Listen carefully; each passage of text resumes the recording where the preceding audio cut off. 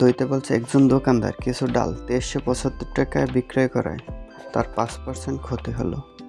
ওই ডাল কত টাকায় বিক্রয় করলে তার 6% লাভ হতো? তাহলে বিক্রয় 2375 টাকায় বিক্রয় করছে, তাহলে এটা থেকে একটা ক্রয় মূল্য বের করে নিয়ে আসবো আগে। ধরি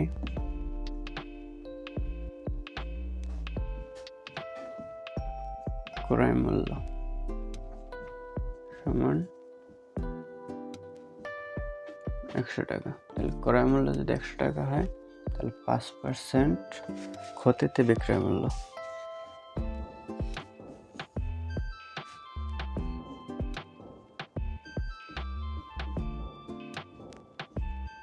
বিক্রয় মূল্য হয় 100 বিয়োগ 5 সমান 95 টাকা। তাহলে বিক্রয় মূল্য 95 টাকা হলে ক্রয় মূল্য হয় 100 টাকা, আর এই জায়গায় বিক্রয় মূল্য 2375 টাকা। তাহলে বিক্রয় মূল্য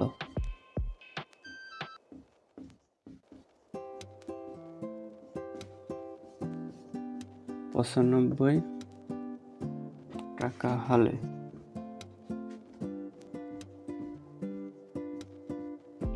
ক্রয় মূল্য 100 টাকা। তাহলে অতএব বিক্রয় মূল্য কত করছে? বিক্রয় 2375 টাকা। তাহলে 2375 টাকা হলে ক্রয় মূল্য হয় 100 নিচে 95 গুণ 2375 টাকা। তাহলে কাটাকাটি করলে কি হয়? এটারে 5 দিয়ে দিই আগে। 5 দিয়ে দিলে 5 থেকে 5, 5 9 45, 5 দিয়ে দিলে 4 5 20 থাকে 3 আর 7 37। তাহলে 5 7 35 থাকে 2 আর 25, 5 5 25। এখন 19 দিয়ে আবার এটার ভিতরে কয়বার যায়? তাহলে 19 একবার দিলে 19, দুইবারে হয় 38। তাহলে 2 বার 38 দিলে থাকে 47, 47 7 আর থাকে 2, 7 আর 2 9, 9 আর 5 হয় 95। তাহলে 95 19 দিয়ে যায় 5 বার, 5 19 95। যদি না বোঝো তাহলে ক্যালকুলেটর চাপো। তাহলে 25 আর 2টা 0, 2500 টাকা।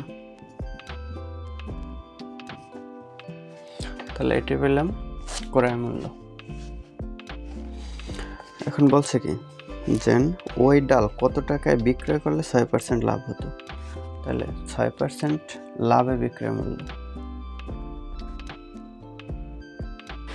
এখন ক্রয় মূল্য যেহেতু 2500 টাকা, তাহলে লিখি অতএব ক্রয় মূল্য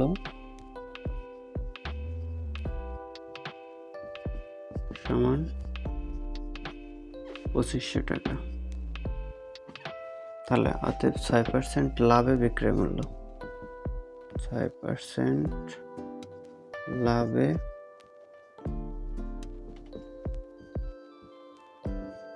বিক্রয় মূল্য। তাহলে 2500 সাথে যোগ হবে 2500 এর 6%, এর মানে গুণ 6%, 6 নিচে 100 টাকা। তাহলে 2 শূন্য 2 শূন্য বাদ দেওয়া যায়, 6 25 150, 2500 যোগ 150 টাকা। তাহলে হয় 2650 টাকা। এটা অ্যান্সার। মানে এই জায়গায় 6% লাভে ক্রয় মূল্য যদি এটা হয় তাহলে আর 100তে ধরে করা লাগে না। তাহলে 6% লাভে বিক্রয় মূল্য, 6% লাভে বিক্রয় মূল্য মানে ক্রয় মূল্য যা আছে ওইটার সাথে ক্রয় মূল্যের উপরে 6% লাভ হবে।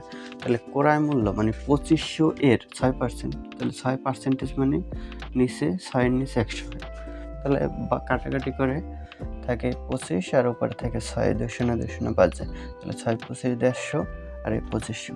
তাহলে 2650, তাহলে এটাই অ্যান্সার।